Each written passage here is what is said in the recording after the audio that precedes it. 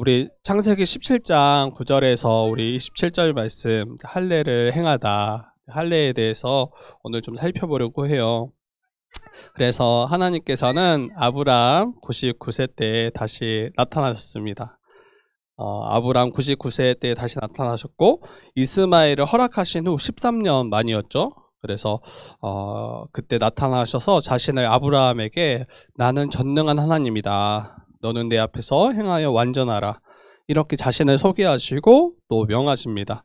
그래서 전능한 하나님이시기 때문에 모든 상황과 환경, 모든 것들이 다 막힌 그때처럼 보일 그때 자신을 전능하심으로 이제 소개하시고 일하실 수 있음을 믿도록 우리에게 요청하신 거죠. 하나님께서 전능하시기 때문에 저와 우리 사이에, 저와 하나님 사이에, 우리와 하나님 사이에 언약을 두시고 끝까지 우리를 구원하시겠다, 우리의 구원을 위하여 일하시겠다라고 우리에게 또 말씀하십니다. 그리고 이를 하나님께서 주권적으로 이루실 것임을 이제 보여주는 장면이 아브라함으로 그 존재를 변화시켰던, 그의 이름을 바꾸심으로 그의 존재가 변화되었음을 이제 가시적으로 보여주는 그 장면을 우리 또한 또 살폈죠. 그래서 이 하나님께서 아브라함에게 명하신 그 바들을 우리로서는 할 수 없지만 하나님께서 우리의 존재를 바꾸셔서 그렇게 행할 수 있는 존재로 우리를 이끄실 것이다 라고 또 이야기했습니다. 오늘은 이제 그 후에 하나님께서 아브라함에게 또 말씀하세요. 너는 내 언약을 지키고 내 후손 대대로 지키라. 그러면서 무엇을 명령하시냐면 너희 중 남자는 다 할례를 받으라. 그리고 이것이 나와 너희와 너희 후손 사이에 지킬 내 언약이다 라고 이야기합니다. 너희는 이제 남자들 모두 다 할례를 받으라. 그리고 너희와 너희 후손 사이에 지킬 내 언약이다 라고 말씀하시면서 할례를 명하세요. 그리고 이게 언약이라고 말씀하세요. 그러니까 이 할례 자체가 언약은 아니에요. 할례 자체가 뒤에 보면 이제 할례는 언약의 표징이라고 하는데, 할례가 무엇인지 우리 간단하게 좀 살펴보도록 하겠습니다. 여러분, 할례는 이 남성의 음경에 포피를 자르는 의식입니다. 그래서 쉽게 그냥 오늘날로 말하면 이제 포경 수술인 거죠. 그런데 그 당시 때 오늘날 우리 의학적으로나 여러 가지 지금 상황과 같은 맥락에서의 모습이 아니라 이게 하나의 그런 의식인 거죠, 의식. 그래서 할례는 남성의 그 포피를 자르고 이 하나님께서 아브라함에게 이 할례를 명하시면서 너와 너희 후손 대대로 지킬 언약임을 이렇게 말씀하십니다. 그리고 이 언약, 이 할례 자체가 언약이 아니라 할례는 언약의 표징이라고 했던 것처럼 이 언약의 내용은 우리가 기존에 이미 앞에서 살폈던 내가 너로 큰 민족을 이루겠다, 이게 이제 언약의 내용이죠. 가나안 온 땅을 주어서 영원한 기업이 되게 하겠다. 이거를 이제 한마디로 하면 내가 너의 하나님이 되겠다. 너가 나의 백성이 될 것이다. 바로 하나님 나라를 아브라함과 그의 후손들에게 주시겠다라는 그 내용이 바로 이 언약의 내용입니다.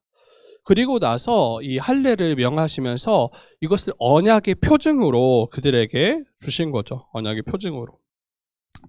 왜 하나님께서 그러면 할례를 명하셨는가? 이제 육체에 남기는 표잖아요. 육체, 몸에 남기는 표.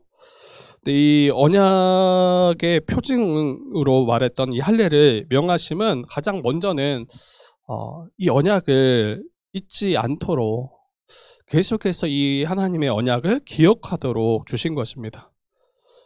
그래서 한번 육체에 새겨진 것은 이게 지워지지 않죠. 그리고 매일매일 날마다 이제 확인할 수밖에 없는. 그래서 할례를 명하심으로 아브라함과 아브라함 시대를 살고 있는 자들뿐 아니라 아브라함 이후에 태어난 모든 자손 대대로 할례를 받으라. 그리고 이 할례를 통해서 하나님의 언약, 그리고 그들 자신이 어떠한 존재인지 분명하게 알도록 주신 것입니다. 왜 그러면 이렇게 할례를 통해서 우리를 기억하도록 하시는가? 우리는 이제 쉽게 있는 그런 망각의 존재이기 때문이에요. 이 하나님의 놀라운 약속을 받았음에도 불구하고 뭐 하루가 멀다하게 쉽게 우리 그냥 상황과 환경을 딱 마주하면 잊어버릴 때가 많아요. 뭐 이틀, 조금 오래 가면 뭐 한 수개월 정도. 그리고 수년만 지나도 언제 그런 일이 있었나 싶을 정도로 쉽게 잊어버리는 존재가 바로 우리입니다. 이 하나님의 언약은 여러분 그냥 뭐 수개월에 성취되는 게 아니죠. 십수년에 걸쳐 완성되는 것도 아닙니다. 이 하나님의 이 약속은 언약은 수천 년의 역사 가운데 하나님께서 주권적으로 성취해 가시고 이루어 가시는 일이잖아요. 그렇기 때문에 우리로서는 때로는 너무 쉽게 잊어버리고 마치 언약과 상관없는 존재로 우리를 여기며 살아갈 수 있는 위험이 있습니다. 그래서 하나님께서는 할례를 명하시고 우리 몸에 그 약속을 기억하도록 그 표시를 두신 것입니다. 몇 대만 지나도 하나님이 아브라함과 맺으셨던 그 언약이 무엇인지 잊어버릴 것이 분명하기 때문이고, 그 언약과 상관없는 자로 자신뿐 아니라 그 후손들까지도 살아갈 것을 염두하시고 주신 또 은혜의 이런 명령이신 거죠. 이 출애굽 할 때 이스라엘 백성들도 마찬가지예요. 제가 이제 말씀 쭉 살펴보니까 애굽에서 종살이 할 때도 할례를 행했더라고요. 그러니까 이게 언약을 그들이 물론 희미해져 갈 거예요. 시간이 흐르고 또 흐를수록 희미해져 가긴 하겠지만 이 언약의 자손들, 아브라함의 후손된 자들은 계속 그 언약을 이끈에 붙잡고 있는 거죠. 그래서 하나님이 누구신지, 자신들이 어떠한 존재인지 그러한 감각이 있는 것입니다. 그런데 이제 광야로 나와서 애굽을 탈출해서 광야로 나와서 그 광야길에서 태어난 자들은 할례를 받지 못했더라고요. 어떤 상황들이 있었겠죠. 그런데 나중에 이 광야에서 이 가나안 땅으로 들어가는 이 요단강을 건너잖아요. 요단강을 건넌 후에 하나님께서 가장 먼저 명하셨던 게 할례를 그때 받지 못했던 모든 자들에게 다시 할례를 받도록 명령하신 것을 우리가 기억했으면 좋겠어요. 왜 그것을 명하시는가? 이스라엘 백성들의 이 정체성이 할례에 잘 담겨져 있기 때문이에요. 하나님의 약속을 기억나게 하는 장치가 바로 할례이기 때문입니다. 그래서 아브라함과 그의 후손들 모두에게 할례를 명함으로 그 몸에 새겨서 하나님의 이 은혜의 언약을 그들이 잊지 않도록 계속해서 기억하도록 하셨습니다.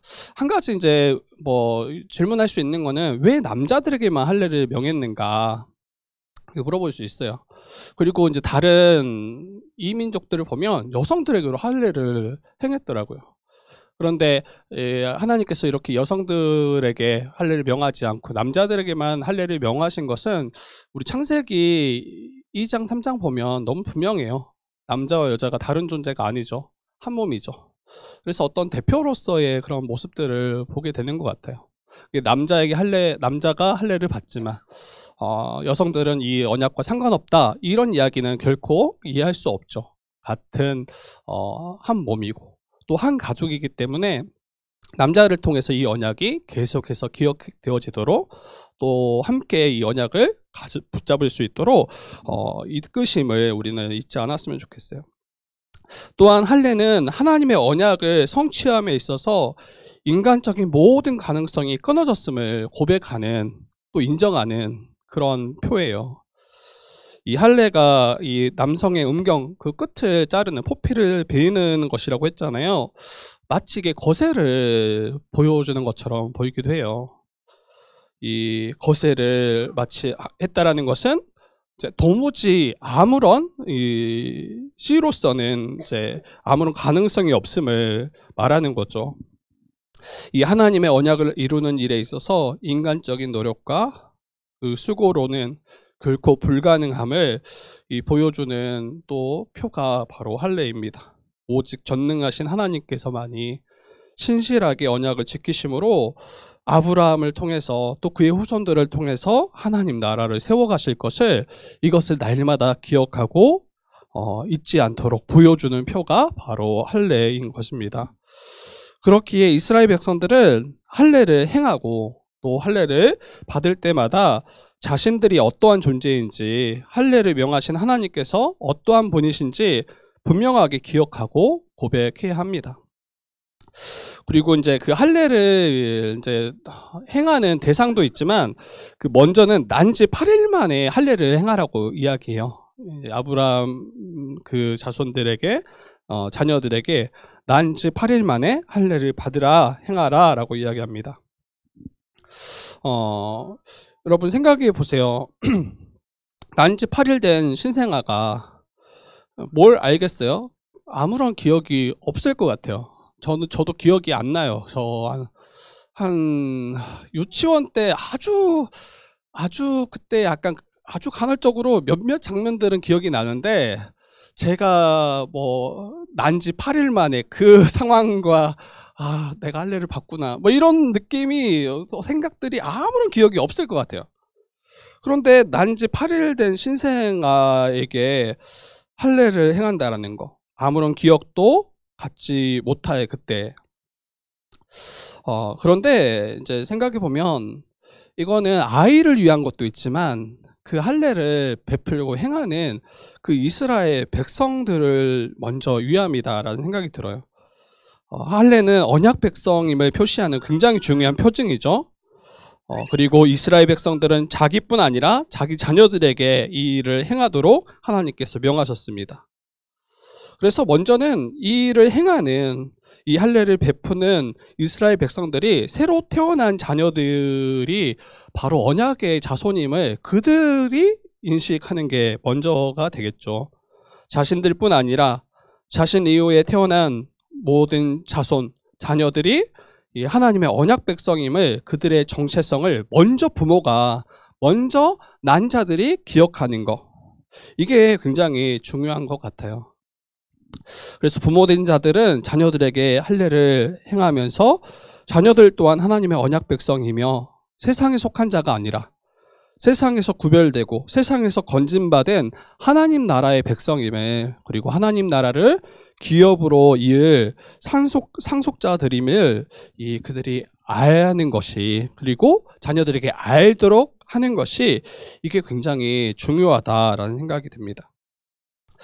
그래서 하나님의 이 언약은 아브라함뿐만 아니라 아브라함 이후에 태어난 모든 자손 대대로 그 언약의 당사자임을 계속해서 기억하도록 하시는 장치가 바로 할례예요. 할례. 네, 여기서 이제 또 한 가지 질문이, 할례가 이토록 중요하다라면 오늘날에도 우리가 할례를 행하고 베푸는 게 이게 맞지 않습니까? 라고 질문할 수 있죠. 난지 8일 만에 이제 남자아이를 이제 할례를 행하는 거. 여러분, 그런데 우리는 잘 알다시피 신약 시대를 살아가는 우리는 할례를 행하지 않습니다. 도리어 이제 바울은 이 할례에 대해서 이렇게까지 이야기해요. 갈라디아서 교회 성도들에게, 나 바울은 너희에게 말하노니 너희가 만일 할례를 받으면 그리스도께서 너희에게 아무 유익이 없으리라. 내가 할례를 받는 각 사람에게 다시 증언한다. 그는 율법 전체를 행할 의무를 가진 자라. 마치 바울은 할례를 부정하는 것처럼 말합니다. 그리고 이게 그 당시 유대인들에게 굉장히 눈에 가시였을 거예요. 수천 년 동안 아브라함의 후손으로서 자기의 정체성을 갖고, 또 언약 백성이라는 정체성을 갖고 할례를 계속 이어왔는데, 이 어느 순간 또 예수라는 이로 인해서 할례를 받는 게 도리어 이게 지금 뭔가 문제 있다라고 여기는 것. 그런데 앞에서도 말했듯이 이 할례를 받지 말라고 하는 것, 할례를 받는 것이 도리어 아무런 유익이 없다라고 말하는 것은, 그 당시의 그런 배경을 보면 어때요? 바울은 할례를 받아야만 의롭다함을 받는다. 그러니까 믿는 거, 믿음으로 의롭다함을 받을 뿐 아니라 할례를 받아야만 마치 의롭다함을 얻고 하나님의 언약 백성이 될 수 있는 것처럼 말하는 그들을 향해서 이야기하는 거죠. 그들을 향해서. 이게 바로 율법의 행위가 되고 예수 그리스도의 의로, 예수 그리스도를 믿는 믿음으로 충분하다라는 것을 부정하기 때문에 도리어 그럴 바에는 할례를 행하지 않는 것, 그것이 더 낫다라고 이야기합니다. 그래서 신약시대를 살아가는 우리는 뭐 할례를 혹 받으나 받지 않으나 이거는 아무것도 아니에요. 아무런 효력이 없어요. 우리가 의롭다함을 받고 의롭다함을 받지 않는 것에 아무것도 아닙니다. 중요한 것은 이 하나님께서 할례를 명하셨던 그 할례의 본질, 왜 하나님이 할례를 명하셨는가, 이 본질을 놓치지 않는 것이 중요합니다. 그래서 앞에서 제가 왜 하나님께서 할례를 명하셨는가, 그 본질을 잘 붙잡고 이해하고 살아가는 것이 훨씬 중요하죠. 하나님의 언약을 기억하라. 너희가 하나님의 언약 백성 되었음을 기억하라.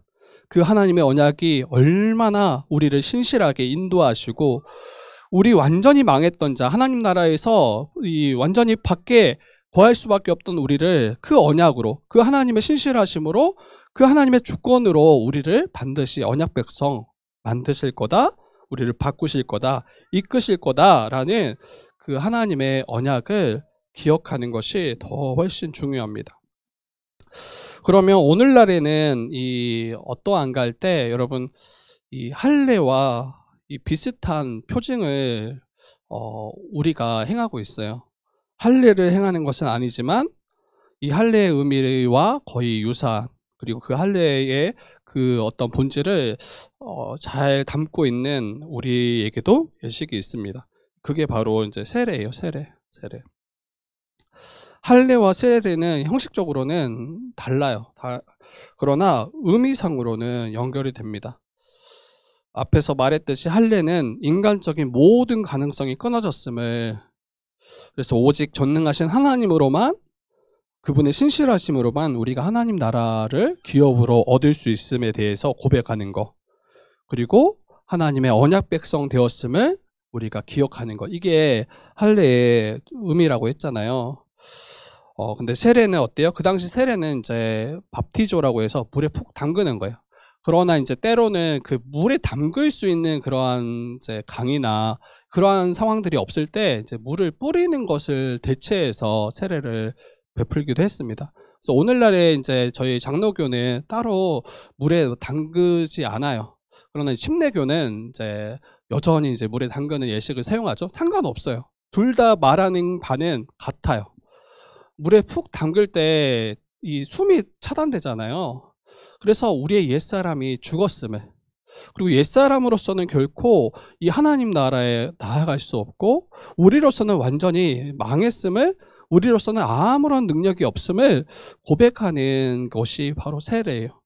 그리고 다시 태어난 예수 그리스도로 말미암아, 그를 믿음으로 말미암아 다시 새롭게 태어난 존재로서 하나님께 나아가는 것, 이게 이제 세례를 또 말하죠. 그리고 세례 자체가 내가 하나님의 언약 백성입니다, 내가 예수 그리스도 안에서 그와 연합된 하나님의 백성입니다 라는 것을 고백하는 예식이 바로 세례예요. 그래서 세례도 여러분 표징이에요. 표징.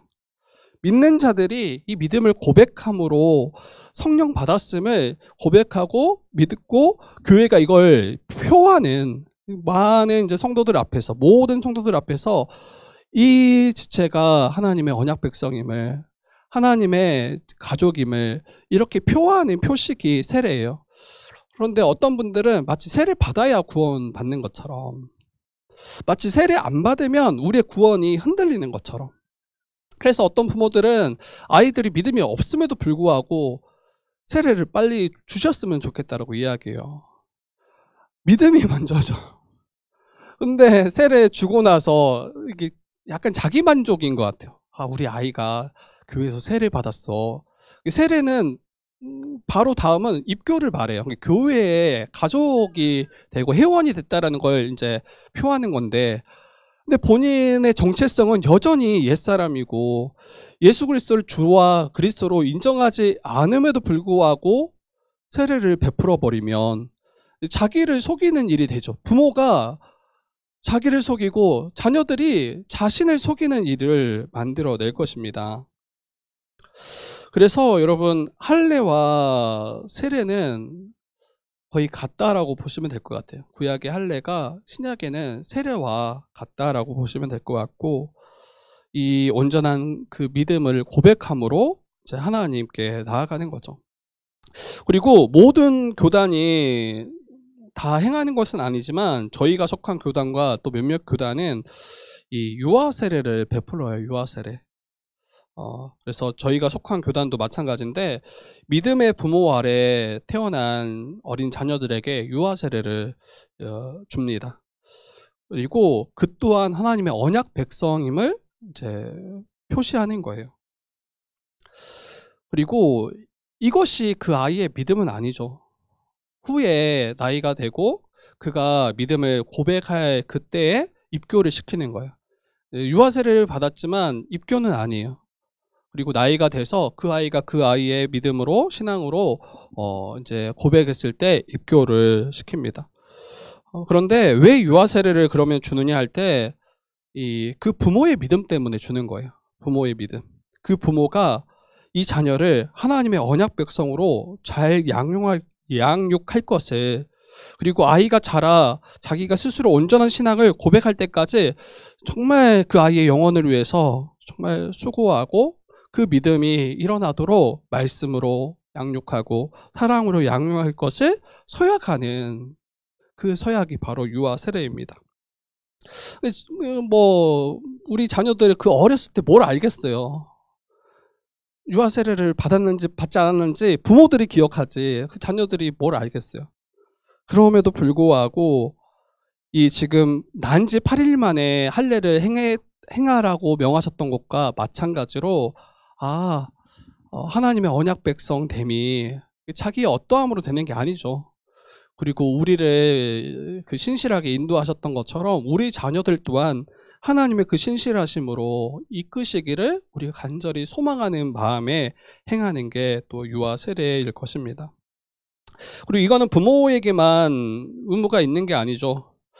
먼저 믿었던 우리 신자들, 그래서 우리 교회에 맡겨주신 자녀들을 나의 자녀로 여기고 어려서부터 이 자녀들이 자신이 어떠한 존재인지 분명하게 가르치고 또 자신의 죄를 고백하고 예수 그리스도만이 우리의 구주이시며 나를 다스리시는 주님이심을 믿도록 교회가 함께 양육하는 것, 이게 굉장히 중요합니다.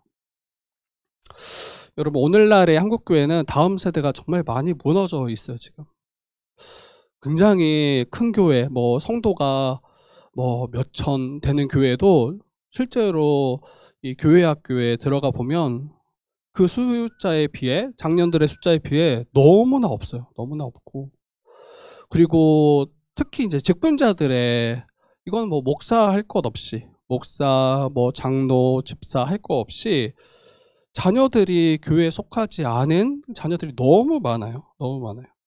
지금 다 잃어버린 모습이에요. 아무리 한국교회가 건물이 뭐 크고 아름답고 뭐 굉장히 뭐 부를 가지고 있다 할지라도 또 우리의 자랑이 있죠. 세계에서 가장 선교를 많이 하는 나라 중에 뭐 첫 번째, 두 번째 하는 그런 나라죠. 이 작은 나라가. 그런데 그럼 뭐 할 거냐는 거예요. 물론 의미 없다라는 이야기가 아니라 우리의 다음이 없는데, 우리의 다음 세대가 다 무너져 있는데 지금 그러한 어떤 우리의 사역으로 인해서, 우리의 지금의 어떤 규모로 인해서 그것이 괜찮냐는 거예요. 아마 이제 뭐 십수년이 지나기 전에 그냥 유럽의 교회들과 크게 다르지 않을 거예요. 그냥 텅텅 비어 있고 몇몇 할머니 할아버지들만 그 교회당을 채우고 거기서 예배하는 모습들. 우리는 이제 조금 젊은 분들이 좀 있어서 또 이제 다음 세대 자녀들에 대해서 더 우리가 함께 마음이 있고 또 고민하겠지만 이건 저희 뭐 교회만의 문제도 아니고, 그리고 그렇다고 해서 우리에게 책임이 없냐? 적어도 우리에게 맡겨주신 자녀들을 어떻게 믿음 안에서 잘 양육하고 세워갈 것인가? 이게 굉장히 중요하다. 그리고 여러분 한 명 한 명이 믿음 안에서 바로 서지 않으면 이거는 너무 어려운 싸움이 될 것 같아요. 지금부터 우리가 어떤 마음으로, 저와 여러분 각자 나만의 신앙을 여러분들이 염두하고 지금 이 자리에 있으면 안 돼요. 우리 다음 세대의 책임이 우리에게 있다. 그들이 믿음이 서고 지는 거는 먼저는 1차적으로 우리에게 맡겨주신 거예요. 그리고 그 자녀들이 믿음을 갖도록 하는 것은 우리에게 맡겨주신 하나님의 어떤 사명이지 않을까라는 생각이 듭니다. 그래서 우리 세대뿐만 아니라 다음 세대가 바로 일어서서 정말 하나님을 예배하는 하나님의 그 언약 백성으로서 정체성을 갖도록 우리가 더 애쓰고 힘써야 될 것입니다. 그리고 빨리 이 흐름을 역전시켜야 될 것 같아요. 지금 이미 너무나 제가 볼 때는 지금 한국교회 전반적인 상황은 다음 세대에 대해서 제대로 세울 만한 힘이 없어요. 거기에 대해서 어떠한 힘도 없고 그 마음이 또 크지도 않고, 이제 그 다음 목회할 다음 어떤 목회자들에게 이 책임을 그냥 다 전가된 것 같아요. 그런데 다음 세대를 이끌 목회자들도 똑같이 힘이 없어요. 근데 이게 이제 이대로 방치하면 되겠는가라는 생각이 듭니다. 그리고 여러분, 할례의 대상이 여러분 집에서 난 자뿐 아니라, 그러니까 아브라함의 이 혈통적인 후손들뿐 아니라 돈으로 산 이방인들에게 모두 할례를 행하라, 이렇게 말씀하신 것도 의미가 있죠. 집에서 난 자뿐 아니라 돈으로 산 이방 사람들에게도 할례를 행하라. 이게 이제 우리에게는 굉장히 큰 은혜다. 이미 다 아시겠지만 할례는 하나님의 언약 백성임을 표하는 건데, 이 혈통적인 아브라함 후손들에게만 이 은혜가 주어지지 않았다. 집에서 난 자뿐 아니라 이방 사람들까지도 이 은혜가 지금 주어졌더라면, 우리는 이방인들이잖아요. 그런데 우리에게도 하나님의 언약 백성 될 수 있는, 하나님 나라를 기업으로 받을 수 있는 이 은혜가 열렸다라는 것을, 그리고 이걸 감사했으면 좋겠고, 본래 아브라함 처음 부르실 때부터 이게 하나님의 계획이었어요. 이 갑자기 이 하나님의 계획이 변경된 게 아니라 창세기 12장 3절에서 땅의 모든 족속이 너로 말미암아 복을 받을 것이다. 이게 지금 하나님이 본래 아브라함을 부르시고 또 이스라엘을 민족되게 하실 그때도 늘 함께 있었는데, 유대인들은 이것을 잘 알지 못해요. 그리고 자신들만 하나님의 언약 백성이라 여기고, 여전히 이스라엘 사람들의 의식은 그들만 구원받은 자요, 나머지 이방 모든 민족은 이제 지옥의 땔감 정도로 여겨요. 잘 탈 그런. 이게 지금 너무 말씀을 모른다. 그리고 예수 그리스도를 인정하지 않을 때 그럴 수밖에 없겠다라는 생각이 듭니다. 여러분, 이방인들 우리는 어떻게 아브라함의 자손이 되고 하나님 나라를 유업으로 이룰 수 있게 되었습니까? 앞에서 이야기했던 것처럼 예수 그리스도를 믿는 그 믿음으로 가능하다.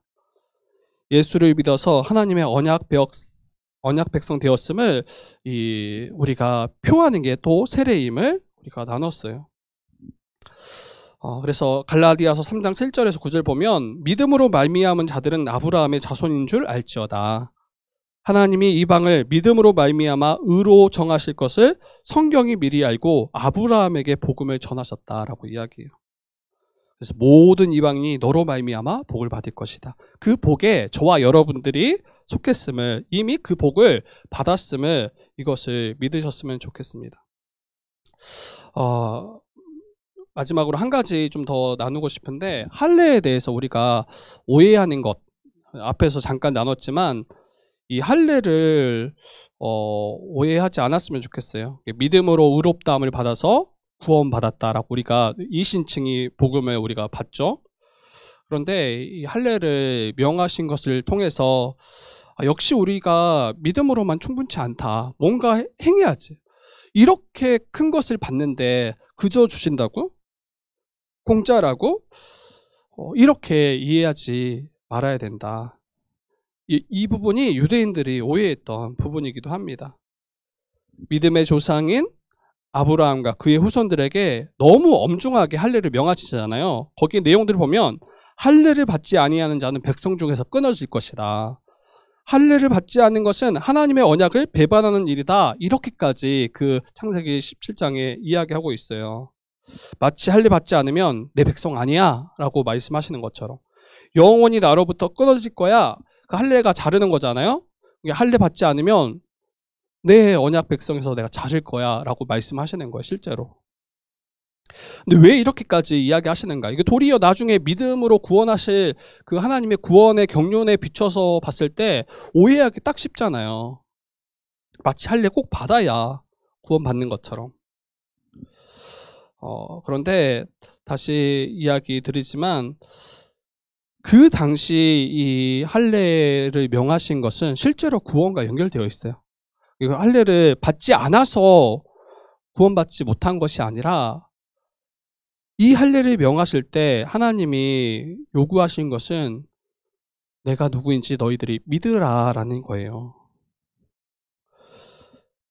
단순히 할례 받고 받지 않고가 중요한 것이 아니라 그들이 만약에 이 할례를 받지 않았더라면, 그렇게 명령하셨음에도 불구하고 할례를 받지 않았더라면 하나님의 언약을 믿지 않음을, 그 하나님의 신실하심을 믿지 않음을 이 명시적으로 드러내는 모습이 그 모습과 연결됩니다. 당시 할례를 받지 않았더라면 하나님의 언약을 실제로 배반한 거예요. 하나님의 백성 중에서 끊어질 것을 보여주는 것입니다. 그러니까 이게 할례 받고 받지 않고가 문제가 아니라 하나님의 그 언약을 믿냐 믿지 않느냐, 이게 똑같이 믿음의 문제예요. 똑같이 믿음의 문제. 그러나 이것조차도 우리의 어리석음으로 말미암아 마치 할례 받아야만 구원받는 것처럼, 의롭다함을 얻는 것처럼 이 또한 율법의 행위로 바꿔버린 우리의 어리석음, 우리 인간들의 죄악됨이 문제인 거죠. 이거 다시 돌이키시고자 도리어 할례를 폐하시는 것처럼 할례 받지 않아도 돼, 이렇게 말씀하셨다라는 것을 잊지 않았으면 좋겠습니다. 그리고 왜 우리는 더 이상 할례를 받지 않느냐 다시 이야기 드리면, 하나님의 약속은, 그 할례가 가리키는 그 하나님의 약속은 예수 그리스도의 십자가 사건으로 말미암아 다 하나님께서, 예수께서 성취하셨기 때문이다. 어떻게 우리가 하나님 나라의 언약 백성 되었냐는 거예요. 어떻게 그 하나님 나라를 우리가 기업으로 받았냐는 거예요. 어떻게 우리가 아브라함의 후손 되어서 이 하나님의 자녀 되었냐는 거예요. 이거 다 예수 그리스도 오심으로 말미암아 십자가에서 다 이루신 일이에요. 이루신 일. 그래서 우리가 더 이상 우리로서 행할 게 아무것도 남지 않았다. 이미 다 성취하셨다. 그래서 더 이상 할례를 행할 의무가 신자들에게는 없어요. 할례를 받거나 받지 않음으로 우리의 구원이 흔들리지 않습니다. 바울은 믿음으로 충분하다. 오직 믿음으로만 하나님 앞에 나아갈 수 있고 의롭다함을 받을 수 있다라고 이야기해요. 그래서 이 거짓 복음과 이 거짓을 가르치는 형제들에 대해서 늘 조심하라고 바울은 신신당부합니다. 우리도 은연중에 그렇게 우리가 말하거나 행할 수 있어요. 믿음 아닌 다른 것을 우리의 구원과 연결시켜서 마치 그러한 행위가 있어야만 구원받는 것처럼, 우리가 하나님 앞에 설 수 있는 것처럼. 맞아요. 예배를 우리가 주일을 성수하고 또 우리 신자에게 요구하신 그 의무들을 마땅히 행하는 거, 이게 굉장히 중요한 일이라는 거 우리가 부정하지 않아요. 그런데 마치 그 일을 행해야만 구원받는 자녀인 것처럼 그렇게 여기기 시작하면 또 어느 순간 이 율법의 행위로 돌아가 있는 우리를 보게 될 거예요. 그렇게 하지 않는다 할지라도 하나님의 은혜는 무한하고 또 하나님의 그 구원하심은 우리 가운데 끝까지 우리를 이끄실 거다. 왜냐하면 저와 여러분들은 너무 연약하잖아요. 부족하잖아요. 그렇게 잘한다고 싶다가도 어느 순간 보면 저 밑바닥에 기어가고 있는 우리의 모습들. 그때 어떻게 할 거예요? 그때 또다시 어떻게 할 거예요, 그때? 뭔가 우리 행위가 있을 때는 괜찮은 것처럼 보이다가, 그리고 마치 하나님께 구원받은 하나님 언약 백성인 것처럼 여기다가 또 우리가 신앙의 밑바닥을 길 때 또 다시 우리의 구원이 흔들린다면, 여러분, 이거는 하나님이 주신 은혜를 너무 가볍게 여기거나 작게 여기는 우리의 모습일 수 있겠다라는 생각이 들어요. 믿음으로 충분합니다. 여러분, 믿음으로 충분하고, 그러나 우리가 또 한 가지 붙잡아야 될 것은, 그 믿음은 또 합당한 열매를 맺는다. 약간 잔인한가요? 하라는 거야, 말라는 거야. 안 해도 돼요, 여러분. 안 해도 돼요. 혹시 주일 조금 빠져도 안 되지만 근데 우리가 빠질 수 있잖아요. 어떤 상황에 정말 몸이 아프거나 또 우리 각자의 상황들, 환경들로 인해서 또 여러 가지 상황 가운데 도무지 우리가 행할 수 없는 그러한 상황 가운데 마주할 수 있잖아요. 근데 그때 정말 자유하셔도 되고, 그리고 이미 이제 어떤 예배가 무너지거나 어떤 우리의 모습들이 많이 무너져 있으면 이미 그 마음이 굉장히 어렵다라는 거예요. 도무지 그렇게 할 수 없는 그런 마음이라는 거예요.